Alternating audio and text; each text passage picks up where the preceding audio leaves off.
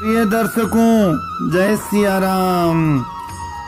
God अंग्रेजी में भगवान को गॉड इस मीनिंग से पुकारा जाता है। GOD गॉड 3 शब्दों से बना ये अंग्रेजी के अल्फाबेट का एक शब्द है, वर्ड है। इसका वैदिक विश्लेषण किया जाए तो मैं आपको विस्तार से बताऊंगा और ये ज्ञानवर्धक जानकारी है। पहले आप वीडियो को पूरा श्रवण करें ताकि आपको पूरा रहस्य और ज्ञानवर्धक जानकारी प्राप्त हो। लाइक शेयर कमेंट अवश्य करें, सब्सक्राइब करें और बेल आइकन को जरूर दबाएं, जिससे ऐसे आध्यात्म के वीडियो आप तक हमेशा सबसे पहले पहुंच जाए। तो बात करते हैं, आइए गॉड शब्द का वैदिक विश्लेषण करते हैं। जी प्रथम अक्षर है जी। जी का अर्थ यदि निकालें तो शब्द निकलता है जी फॉर जनरेटर। जनरेटर अर्थात सृष्टि रचयिता ब्रह्मा। कौन हुए? श्री ब्रह्मा जी महाराज। तो जी फॉर जनरेटर बराबर सृष्टि रचयिता, मतलब श्री ब्रह्मा जी महाराज है। और दूसरा अक्षर है O. O means operator. Operator अर्थात पालनहार। पालनहार कौन हुए? भगवान श्री विष्णु। विष्णु भगवान है, वो संसार के ऑपरेटर हैं, चलाते हैं। और भगवान ब्रह्मा जी सृष्टि को जनरेट करते हैं, रचते हैं, इसलिए वो जनरेटर हुए, रचयिता हुए। और तीसरा शब्द है डी। डी का अर्थ निकालें तो होगा डिस्ट्रॉयर। डी फॉर डिस्ट्रॉयर अर्थात संहार करता। संहार करता कौन है? भगवान महेश, भगवान शिव शंकर महाकाल, ये संहार करता है। तो G for generator, O for operator, D for destroyer. हमारे देवता जो है इसी प्रकार जनरेटर रचयिता हुए, ऑपरेटर पालनहार हुए, डिस्ट्रॉयर संहार करता हुए।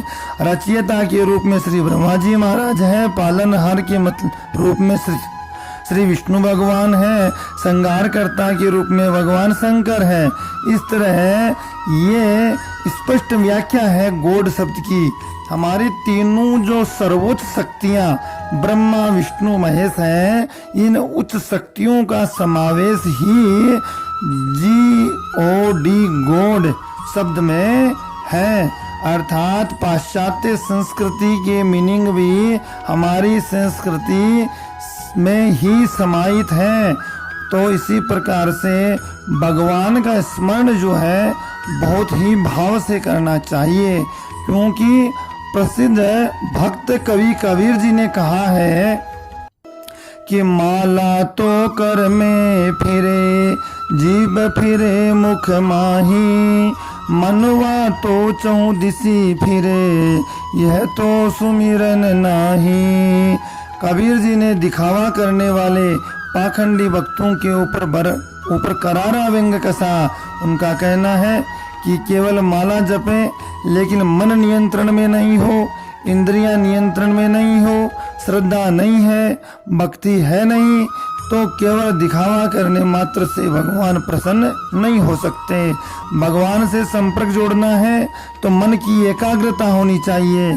साधक को भगवान का स्मरण किस प्रकार से करना चाहिए, इसका विस्तार से संतों ने वर्णन किया है कि ऐसे करो जैसे चकवा चकवी सूर्य का स्मरण करते हैं, कि भगवान का स्मरण ऐसे करो कि जैसे पपीहा चातक मेघ का स्मरण करता है। और ऐसे भगवान को याद करो जैसे जल बिन तड़पती मछली जल का स्मरण करती है। और भगवान को सुमिरन ऐसे करो जैसे चकोर चंद्रमा को स्मरण करता है। प्रभु को ऐसे स्मरण करो जैसे डूबता हुआ आदमी जीवन रक्षक को याद करता है। और मालिक को ऐसे स्मरण करो जैसे नवीन विधवा अपने पति को स्मरण करती है। और भगवान को ऐसे स्मरण करो जैसे भूखा व्यक्ति भोजन का स्मरण करता है। प्रभु को ऐसे स्मरण करो जैसे नशीला आदमी नशे की जिसको प्रवृत्ति हो वह नशे को याद करता है। राम जी को ऐसे स्मरण करो जैसे जुआरी जुए का स्मरण करता है। अरे मेरे मालिक को ऐसे स्मरण करो जैसे निशानेबाज निशाने को याद रखता है। प्रभु को ऐसे स्मरण करो जैसे लोभी मनुष्य धन का स्मरण करता है। श्री कृष्ण कन्हैया को ऐसे स्मरण करो जैसे राह भटका पथिक अपने घर का स्मरण करता है। ऐसे याद करो प्रभु को जैसे सद्यो घटित पुत्र वियोग से पीड़ित माता पुत्र का स्मरण करती है। ऐसे याद करो जैसे किसान पके खेत को याद करता है।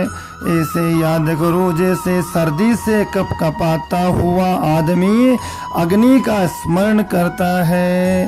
कहने का तात्पर्य क्या हुआ कि भक्त को भगवान में इतनी प्रीति रखनी चाहिए, इतनी श्रद्धा रखनी चाहिए, इतनी गहरी आस्था होनी चाहिए जिससे वह इस तरह से खो जाए, इस तरह से उसमें डूब जाए कि उसे इधर उधर का कुछ भी होश न रहे। मनुष्य यदि स्वयं को पूर्ण समर्पित कर देता है तो भगवान भक्त के गुलाम बन जाते हैं, भक्त के पीछे पीछे चलने लगते हैं, पूर्णतया उसके वश में हो जाते हैं, भगवान भक्तों के वश में आ जाते हैं। जिस तरह से एक अबोध बालक को गोपाल भैया बनाकर जंगल पार कराना, किसान के घर मजदूर बनकर खेतों में हल चलाना, अर्जुन का रथ सारथी बनना आदि इसी बात का ही प्रमाण है। तो भगवान की भक्ति, भगवान से रिश्ता गहरा और डूब करके श्रद्धा और आस्था से लगाना चाहिए, तभी फल मिलता है। वीडियो को इसी प्रकार से श्रवण करें, प्रेम देते रहें और जय सिया राम, जय श्री कृष्णा।